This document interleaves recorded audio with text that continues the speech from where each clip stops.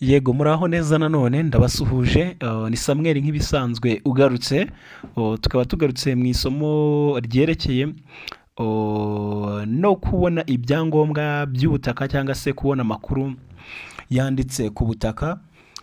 Muri video ya mbere twakoze muri video y'uko twaberekaga uburyo ushobora gufungura akawunti cyangwa se uburyo ushobora gukora konte ku rubuga rw'ubutaka maze nawe ukaba wabasha kwibonera ibyangombwa bigiye bitandukanye. Hari abantu bagiye bagira ikibazo yashyiramo indangamuntu ugasanga ngo nimero y'indangamuntu mwakoresheje ngo ikoreshwa n'indi konti.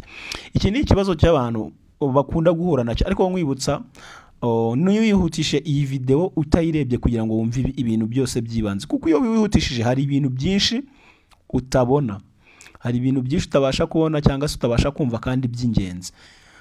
Iyo usanze bimeze gutya, ikibazo kiba cyarabayemo nta kindi, nicyo ndibuze kubabwira gusa. Kandi mbibutsa niba video y'uko wafungura y'uko wabona icyangombwa cy'ubutaka ubyikoreye, urareba muri comment ya mbere uri bubone, niho iyo video ya mbere ibigaragaza uri bubirebe. Rero n'iki ngiki ni ikibazo abantu bagenda bahura nacyo kenshi. Waba uri gufungura akawunti cyangwa se waba uri gufungura wari uri gukora konte ku rubuga rw'ubutaka kugira ngo wenda wisorere nk'icyangombwa, bakakubwira ngo nomero y'indangamuntu mwakoresheje ikoreshwa n'indi konte. Aha biba byaragenze ute? Aha biba bigaragara ko nyine umuntu yigeze gufunguraho akawunti cyangwa se bakaba barayimufunguriye, nyine ikigaragara iba yarafunguweho, ariko we ashobora no kuba atabyibuka cyangwa se atibuka n'iryo jambo banga bigeze kumufunguriraho. Ibi nibyo ngiye kukwereka uburyo ushobora kubigenza kugira ngo wongere urikavaringe cyangwa se wongere ugarure ya konte kugira ngo ubashe kuba wahindura rya jambo ry'ibanga wowe ushyiremo irindi rishyashya. Rero mwibutsa gukanda subscribe niba ari ubwa mbere tubanye kuri iyi video. Muri izi video ugende ukande like, ukore share no kubandi kujye, kuko iyi video ni ingirakamaro cyane. Wowe rero icyo ukora, uraza ubwo iyo umaze kugera ahangaha, niba mu bantu muri gukoresha telefone, uraza ugasa n'usubira inyuma. Okay, uraza ugasa n'usubira inyuma, noneho ukajya muri ahangaha hari udukoni dutatu, bitewe ko wenda abantu benshi barimo gukoresha telefone. Muri iyi nguni y'iburyo hejuru ukaza ukajya nyine n'ubundi ahangaha handitse ngo injira, n'ubundi ugashyiramo noneho wowe uraza ukajya ahangaha handitse ngo wibagiwe ijambo banga, kuko nicyo kiba cyarabaye. Uraza ukajya ahangaha handitse wibagiwe ijambo banga. Icya mbere ukora ushyiramo nimero yawe ya telefone.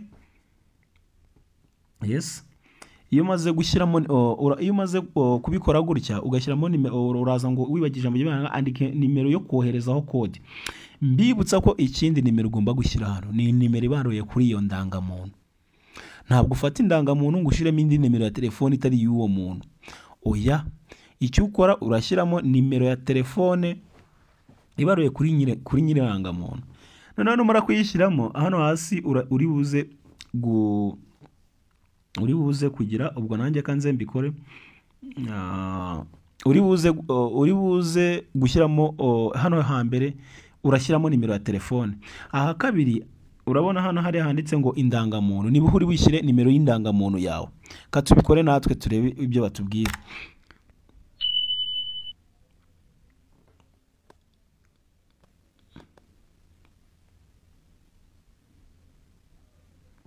Sorry.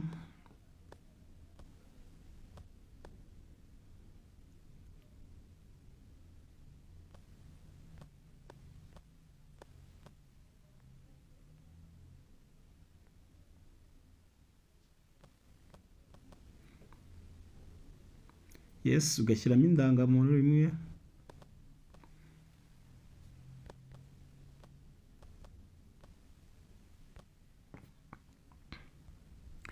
Yes, iyo umaze kubishyiramo rero ujya ahangaha handitse ngo akira kode.